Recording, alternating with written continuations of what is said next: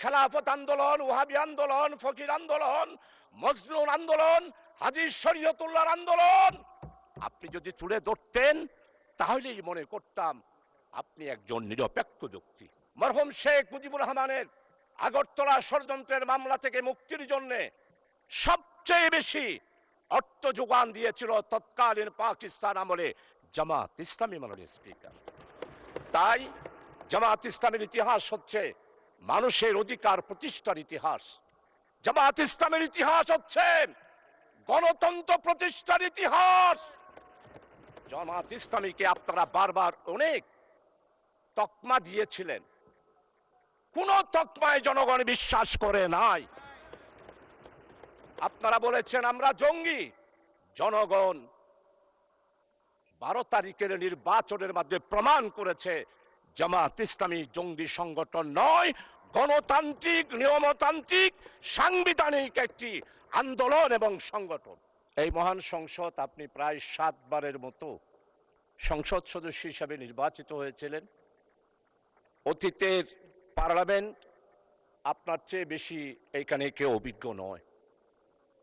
আপনি একজন বীর মুক্তিযোদ্ধা এবং আপনি স্বাধীনতার একজন ইতিহাসের বটবৃক্ষ হিসাবে স্বরাষ্ট্রমন্ত্রী উল্লেখ করেছেন। আমি ওনার সাথে সম্পূর্ণ একমত। মাননীয় স্পিকার, আজকে আমাদের এই মহান সংসদে আমি সর্বপ্রথম বিশেষ করে আমাদের মাননীয় সংসদ সদস্য অত্যন্ত প্রবীণ এবং ইতিহাসবিদ, উনি যেই কথাগুলো উল্লেখ করেছেন আমি মনে করি এগুলোর জবাব দেওয়ার কোনো প্রয়োজন নেই। তার কারণ হচ্ছে জাতি জামাত ইসলামীকে ইতিহাসের কাঠগড়ায় এইবারের নির্বাচনে আনুপাতিক হারে ভোটের সংখ্যার দিক থেকে জাতি আমাদেরকে স্বীকৃতি দিয়ে দিয়েছে আমরা যে দেশপ্রেমিক, আমরা দেশকে ভালোবাসি, দেশের মানুষকে ভালোবাসি। আজকে কথা উঠেছে মুক্তিযোদ্ধা সম্পর্কে। জামাত ইসলামী এই পর্যন্ত স্বাধীনতার ইতিহাস সম্পর্কে জামাত ইসলামীর পক্ষ থেকে স্পষ্ট বক্তব্য দিয়ে দেওয়া হয়েছে মাননীয় স্পিকার। তাই এই মহান সংসদে মেহেরবানি করে দয়া করে অতীতের ইতিহাস নিয়ে বর্তমান এই জামাত ইসলামীকে বিশ্লেষণ করে জামাত ইসলামীকে দোষারোপ করার চেষ্টা করা আমার মনে হয় মোটেই ঠিক হবে না। কারণ হচ্ছে জামাত ইসলামের ইতিহাস হচ্ছে যেইখানে গণতন্ত্র নস্যাৎ হয়েছে সেইখানে গণতন্ত্র উদ্ধার করার জন্য জামাত ইসলামী আন্দোলন করেছে। মরহুম শেখ মুজিবুর রহমান সাহেব যখন আগরতলার ষড়যন্ত্রের মামলায় গ্রেপ্তার হয়েছিল তখনকার জামাত ইসলামী পাকিস্তান ডেমোক্রেটিক মুভমেন্টের মাধ্যমে মরহুম শেখ মুজিবুর রহমানকে আগরতলার ষড়যন্ত্র মামলা থেকে মুক্তির জন্য জামাত ইসলামী আন্দোলন করেছিল। শুধু আন্দোলন নয় মাননীয় স্পিকার, আমাদের সাবেক আমির জামাত বিশ্ব ইসলামী আন্দোলনের নেতা, যিনি তৎকালীন পূর্ব পাকিস্তানের স্বাধিকার আদায়ের জন্য 1962 সালে বক্তব্য দিয়েছেন, 1967 সালে বক্তব্য দিয়েছেন, 1948 সালে বক্তব্য দিয়েছেন। মরহুম শেখ মুজিবের মুক্তির জন্য যে ডাইরেক্ট অ্যাকশন কমিটি হয়েছিল সেই অ্যাকশন কমিটির সেক্রেটারি ছিলেন অধ্যাপক গোলাম আজম এবং জামাত ইসলামী ছিল সেই জোটের একটি সংগঠন।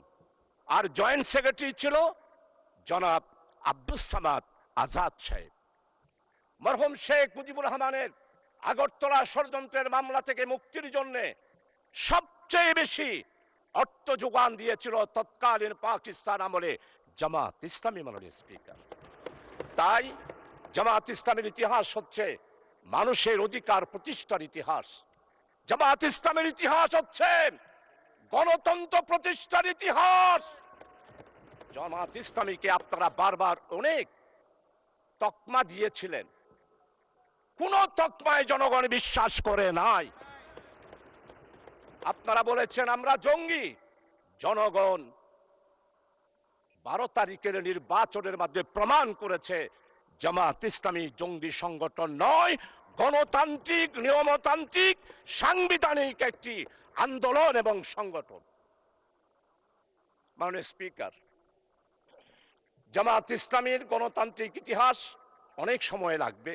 আপনি যেহেতু আমাকে সময় নির্ধারণ করে দিয়েছেন, আজকে জামাত ইসলামীর ব্যাপারে শুধু এতটুকু বলতে চাই, ভুলে গেলে চলবে না। 1997 সালে দেশনেত্রী বেগম খালেদা জিয়া বৃহত্তর বিরোধী দলের নেতা ছিলেন। চট্টগ্রাম মেডিকেল কলেজে গেলেন, অবরুদ্ধ হয়ে গেল। ফ্যাসিস্ট, স্বৈরাচার যারা বাংলাদেশে জঙ্গি কায়েম করেছিল, তারাই বেগম খালেদা জিয়াকে চট্টগ্রাম মেডিকেল কলেজে অবরুদ্ধ করেছিল। আজকে আমাদের মরহুম শহীদ সালাউদ্দিন কাদের চৌধুরীর ছেলে আছে হুব্বাম কাদের, আমাদের সম্মানিত অর্থমন্ত্রী, চট্টলার কৃতি সন্তান, যার পরিবারে উনার আব্বা নয়, উনার দাদা থেকেই মন্ত্রিত্ব ওনারা পেয়ে আসতেছেন। সেই রকম সম্ভ্রান্ত পরিবারের সন্তান উনিও দেশনেত্রী বেগম খালেদা জিয়ার সাথে মেডিকেল কলেজে ছিলেন। আজকে সম্মানিত অর্থমন্ত্রী, আপনি স্বীকার করবেন, সর্বপ্রথম টেলিফোন করেছিল মরহুম শহীদ সালাউদ্দিন কাদের চৌধুরী আমি শাহজাহান চৌধুরীকে। আমি তো জামাত, আমি তো শিবির, কিন্তু সেই দিন আমরা জামাত শিবিরেরা চট্টগ্রাম মেডিকেল কলেজ থেকে দেশনেত্রী বেগম খালেদা জিয়াকে সালাউদ্দিন কাদের চৌধুরীর আহ্বানে জামাত এবং শিবির সেই দিন বেগম খালেদা জিয়াকে আমরা উদ্ধার করেছিলাম। মাননীয় স্পিকার, আজকে স্বাধীনতার কথা বলা হয়, সর্বপ্রথম একটি মাত্র রাজনৈতিক দল পূর্ব পাকিস্তানের স্বাধিকার কোন পথে আসবে এই ব্যাপারে সর্বপ্রথম পূর্ব পাকিস্তান থেকে যিনি বক্তব্য দিয়েছিলেন তিনি হচ্ছেন প্রফেসর গোলাম আজম। 1970 সালের নির্বাচন হলো, নির্বাচনের পর সর্বপ্রথম একটি রাজনৈতিক দলের পক্ষ থেকে সমস্ত পত্রিকা সাক্ষী transfer to power Sheikh Mujibur Rahman professor Golam Azam বক্তব্য দিয়েছিলেন। আমরাই সেই দিন বলেছিলাম সংখ্যাগরিষ্ঠতা হিসেবে আওয়ামী লীগ যেহেতু জনগণ রায় দিয়েছে, তাই শেখ মুজিবের হাতেই ক্ষমতা হস্তান্তর করুন। আজকে সম্মানিত আমার অত্যন্ত পরম মুরব্বী ইতিহাসবিদ, আমি ওনার ফেসবুকে সব বক্তব্য শুনি, ওনার মনের ভিতর অনেক আবেগ। 1757 সালের ইতিহাস আপনি তুলে ধরেছেন, পাল বংশের ইতিহাস তুলে ধরেছেন, কিন্তু আপনি কি ফরাজি আন্দোলন, ফকির আন্দোলন, খেলাফত আন্দোলন, ওয়াহাবি আন্দোলন, ওলামায়ে কেরামদের ইতিহাস আপনি তুলে ধরেন নাই? সেই দিন আমাদের খেলাফত আন্দোলন, ওয়াহাবি আন্দোলন, ফকির আন্দোলন, মজলুম আন্দোলন, হাজী শরীয়তুল্লাহর আন্দোলন আপনি যদি তুলে ধরতেন তাহলেই মনে করতাম আপনি একজন নিরপেক্ষ ব্যক্তি। এখন আমার মনে হচ্ছে আপনি নিরপেক্ষ নয়, আপনি শুধু জামাত ইসলামিয়ার মুসলমান আর ইসলামী আন্দোলনকে আঘাত করার জন্যই পার্লামেন্টে বক্তব্য রেখেছেন। আমার নেতা, আমাদের অপোজিশনের লিডার, উনি মুক্তিযোদ্ধার পরিবারের সন্তান, শহীদ পরিবারের সন্তান, এটার উপরও আপনি আঘাত করেছেন। আপনার মনের বেদনা আমরা বুঝতে পারি। মাননীয় স্পিকার, জনাব প্রেসিডেন্ট ভাষণ দিয়েছেন, সেই ভাষণের ব্যাপারে মাননীয় সংসদ সদস্যবৃন্দ অনেকেই ওনাকে সাধুবাদ জানিয়েছেন। আমরা এটার বিরোধিতা করি না, কিন্তু আমরা স্পষ্ট বলতে চাই, জনাব প্রেসিডেন্ট, আপনি শপথ ভঙ্গ করেছেন, আপনি জাতিকে বিভ্রান্ত করেছেন। আপনি বলেছেন প্রধানমন্ত্রীর পদত্যাগ আপনার কাছে পৌঁছে নাই, আপনি নাকি সেটা গ্রহণ করেন নাই। তাহলে আপনারাই বিচার করেন সংসদে, একজন প্রেসিডেন্ট শপথ নেওয়ার পর কিভাবে জাতিকে বিভ্রান্ত করার জন্য ইন্টারিয়াম গভর্নমেন্ট গঠন হওয়ার 6 মাসের পরেও উনি বললেন শেখ হাসিনার পদত্যাগপত্র আমার কাছে পৌঁছে নাই।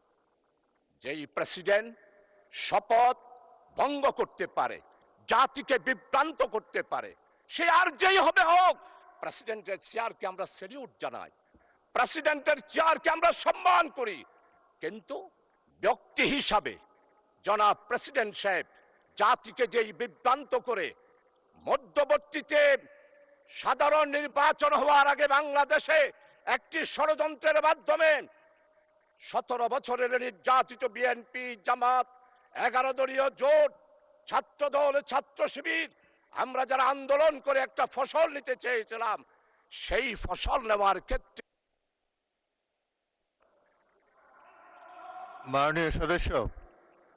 মাননীয় সদস্য আপনি 2 মিনিটের মধ্যে কনক্লুড করেন। অ্যানাদার 2 মিনিটস, 2 মিনিটে শেষ করুন। আচ্ছা ঠিক আছে মাননীয় স্পিকার, আপনার কথা আমি অবশ্যই শেষ করব। মাননীয় স্পিকার, আমাদের নেতৃবৃন্দ আজকে মওলানা মতিউর রহমান নিজামী নেই, 10 বছর পার্লামেন্টে ছিলেন, আপনি তার সাক্ষী। মওলানা মতিউর রহমান নিজামী এই পার্লামেন্টে কাকো আঘাত দিয়ে কোনোদিন কথা বলেছে? আমি ওনার বক্তব্য লাইব্রেরিতে গিয়ে সবসময় পড়ি, যেমন শাহজিজের বক্তব্য পড়ি, তেমন মওলানা মতিউর রহমান নিজামী শহীদের বক্তব্য পড়ি। মাননীয় স্পিকার, আজকে মওলানা মতিউর রহমান নিজামীকে খুঁজে পায় না পার্লামেন্টে। আল্লামা হযরত মাওলানা দেলোয়ার হোসেন সাইদি রহমতুল্লাহ আলাইহি উনি এইখানে বক্তব্য রেখেছেন। আজকের সম্মানিত মির্জা ফখরুল ইসলাম মহাসচিব চরমভাবে শ্রদ্ধা করি, উনি আমাদের কৃষি মন্ত্রী মওলানা মতিউর রহমান নিজামীর স্টেট মিনিস্টার ছিলেন, প্রতিমন্ত্রী ছিলেন। উনি এত ভালো ভালো পদক্ষেপ নিয়েছেন কৃষি ডিপার্টমেন্টে। আজকের কৃষিমন্ত্রী যিনি আছেন অত্যন্ত বিজ্ঞ। আমার মনে হয় আমাদের মির্জা ফখরুল ইসলাম সাহেবের রেখে যাওয়া, মওলানা মতিউর রহমান নিজে রেখে যাওয়া কৃষি মন্ত্রণালয়ে উনি সেই পদক্ষেপগুলো গ্রহণ করছেন। আজকে তাকে শ্রদ্ধা ভরে স্মরণ করছি। তাকে কেন ফাঁসি দেওয়া হলো মাননীয় স্পিকার? উনি কি মানবতা বিরোধী অপরাধ ছিল? আজকে দেলোয়ার হোসেন সাইদি সাহেবের রাজ সাক্ষী, উনার বিরুদ্ধে সাক্ষী দেওয়ার জন্য যেই সনাতনী হিন্দু ধর্মের ভদ্রলোক ছিলেন, উনি কি বলেছেন? আল্লামা দেলোয়ার হোসেন সাইদি হত্যা করা দূরে থাক, স্বাধীনতার ব্যাপারে, স্বাধীনতা যুদ্ধের ব্যাপারে এই মহান পার্লামেন্টে 96 সালে, 2001 সালে তৎকালীন এই ফ্যাসিস্ট আওয়ামী লীগ সরকারকে আঘাত লাগে সেই রকম কোন কথা আল্লামা হযরত দেলোয়ার হোসেন সাইদি রাখে নাই। মাননীয় স্পিকার, ধন্যবাদ, ধন্যবাদ মাননীয় সদস্য, ধন্যবাদ। আচ্ছা 1 মিনিট বলেন, 1 মিনিট। মাননীয় স্পিকার, ইনশাআল্লাহ আরেকদিন বলবো, আরেক সময় বলবো। আমার চট্টগ্রামকে দেশনেত্রী বেগম খালেদা জিয়া বাণিজ্যিক রাজধানী ঘোষণা করেছিলেন। সেই স্টেজে আমাদের সম্মানিত আজকের অর্থমন্ত্রী উনিও আছেন। আজকে বাণিজ্যিক রাজধানী হিসাবে আমাদের বন্দর, আমাদের চট্টগ্রামের উন্নয়ন, চট্টগ্রামের জলবদ্ধতা, মাননীয় স্পিকার কিছুই নেই। সর্বশেষ বিদ্যুতের ব্যাপারে একটু কথা বলতে চাই মাননীয় স্পিকার। বিদ্যুৎ পার পেয়ে যাচ্ছে বিদ্যুৎ কাটের লুটারা সিন্ডিকেট।